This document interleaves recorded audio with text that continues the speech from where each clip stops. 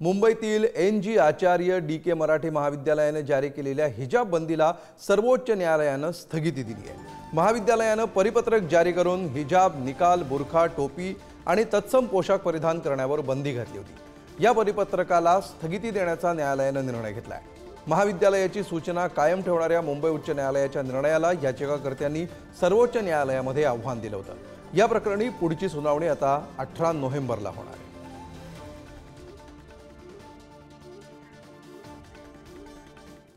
तर या प्रकरणी सुप्रीम कोर्टाने काय निरीक्षण नोंदवलंय पाहूया ग्राफिक्सच्या माध्यमातून।